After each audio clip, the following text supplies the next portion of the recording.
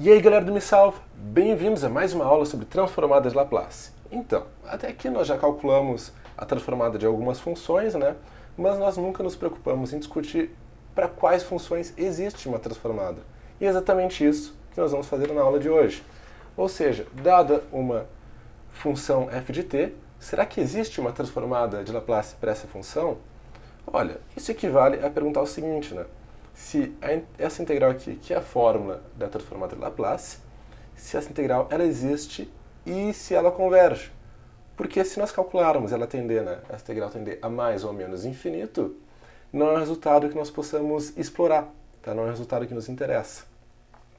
Então, né, para responder essa pergunta, dada uma f de t qualquer, a resposta simples, tá? A resposta para o caso geral é que na grande maioria dos casos, na grande maioria das funções, sim, existe uma transformada. Bom, né? Mas daí está muito fácil também, né? Vamos nos perguntar por que ela existe, ou para qual grupo de funções, né, de fato ela existe ou ela não existe. Bom, existem certas condições que f de t tem que respeitar para que a integral acima, né, ela exista e convirja. E as condições são as seguintes. Existe, né, a transformada de Laplace se a função f de t for contínua por partes para t maior que zero, e nós vamos ver daqui a pouquinho, né, o que quer dizer isso, e o módulo da f de t não cresça mais rapidamente do que uma exponencial, ou seja, uma função e elevado a ct, onde c é uma constante maior que zero, no infinito, para um t muito grande, né? Esse aqui essa segunda condição, né, ela é bem lógica, fica bem evidente, porque se a nossa f de t, né, olhando nessa fórmula, ela crescer, vamos dizer, mais rapidamente que uma função exponencial, né, vamos dizer que ela cresça muito rápido, mais rápido que uma função exponencial lá no infinito, quando formos integrar, essa integral vai divergir e logo a transformada de Laplace não existe. Bom, vamos olhar com mais calma então o primeiro caso, né? f de t contínua por partes, o que isso quer dizer? Tá? Uma função contínua por partes é o seguinte, é uma função que ela é contínua, tá? De um modo bem intuitivo, ela é contínua em intervalos abertos, ou seja, ela pode ter, a gente pode dividi-la, né, em intervalos abertos, onde dentro desses intervalos a função é contínua. Ou seja, entre esses intervalos ela pode ter descontinuidades pontuais, descontinuidades do tamanho de um ponto. Tá? E uma outra condição que ela tem que respeitar é que ela não pode tender a infinito, tá, no seu interior. Ou seja, quando o t da função f de t ela tende para um valor que não seja nos extremos, né, para um valor que não seja nem mais nem menos infinito, essa função ela tem que tender a um valor finito.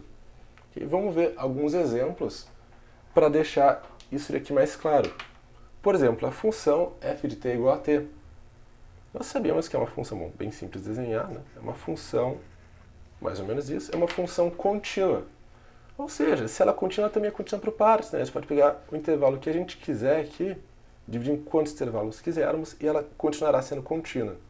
Então, nossa conclusão é que essa função ela é contínua por partes, tá? Vou usar CPP para dizer contínua por partes. Logo, a transformada de Laplace ela pode existir. Nós sabemos que ela existe porque, inclusive, nós já calculamos, né, a transformada de Laplace dessa função. Mas nós não verificamos a segunda condição ainda. A gente sabe que ela respeita, mas olhando só essa condição, a gente só pode concluir que a transformada de Laplace pode existir. Olhando uma outra função aqui, a função g de t, que é uma função qualquer, né, mas analisando o gráfico, nós vemos que ela tem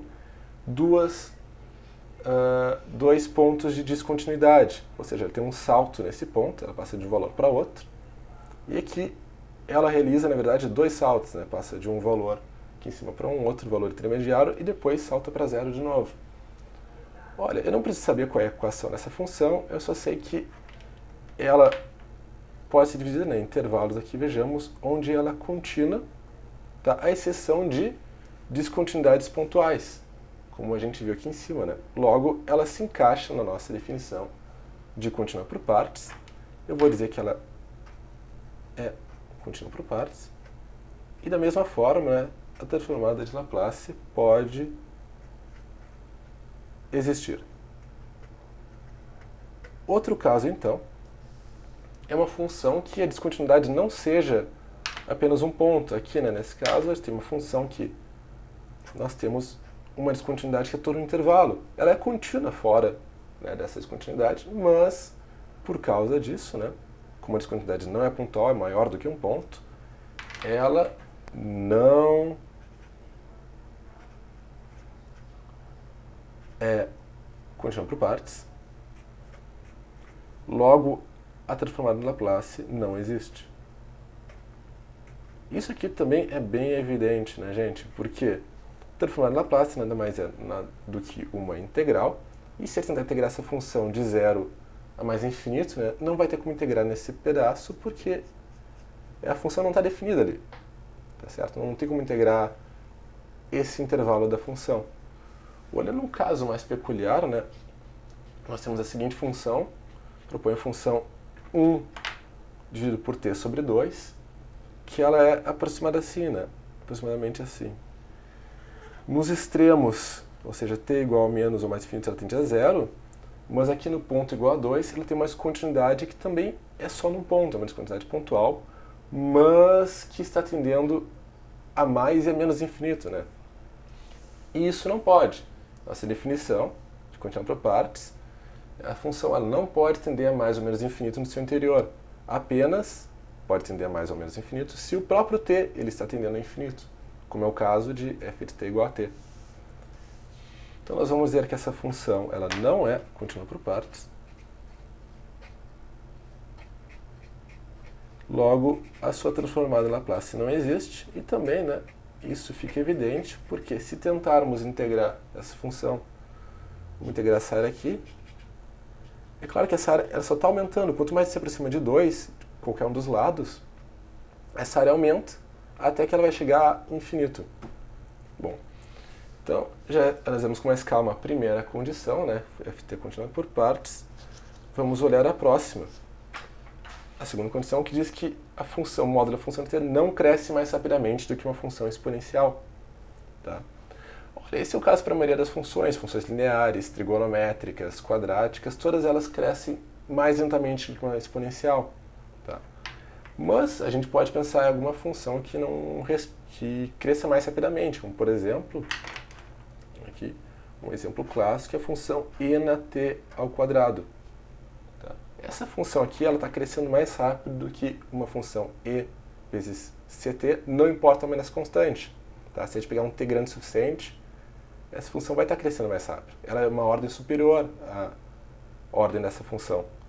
Logo, nós vamos dizer que a integral transformada em Laplace dessa função não existe. E também fica evidente por quê, né? Porque se tentarmos realizar a integral, ela vai divergir para mais infinito. Tá bom? Para ficar talvez um pouco mais claro, né, vamos analisar um caso bem no limite, ou seja, a transformada em Laplace de uma função exponencial. Tá? Essa função aqui ela não cresce mais rapidamente que uma exponencial, porque ela é uma exponencial, ou seja, ela cresce tão rápido quanto. Tá? Apenas impomos a condição que A é diferente que zero, porque se A é igual a zero, né, uma exponencial elevada a zero é 1, nós teríamos a transformada de Laplace de 1, que nós já calculamos, tá? E não nos interessa no momento. Bom, aplicando a fórmula que nós já conhecemos bem, tá? Já pulei uma etapa do cálculo, né? Nós teríamos a função EAT que multiplica a função E na menos ST, somamos os expoentes, né, e temos apenas uma exponencial elevada a menos S, menos, né, e S menos A entre parênteses, vezes T, dt. Como é que fica essa integral aqui? A integral de uma exponencial, ela é bem fácil de calcular. É apenas o argumento da exponencial, tá? Nós tiramos ele para fora e multiplicamos a própria exponencial. Opa. Menos... Cometi um pequeno erro aqui. Bom, vou escrever aqui embaixo.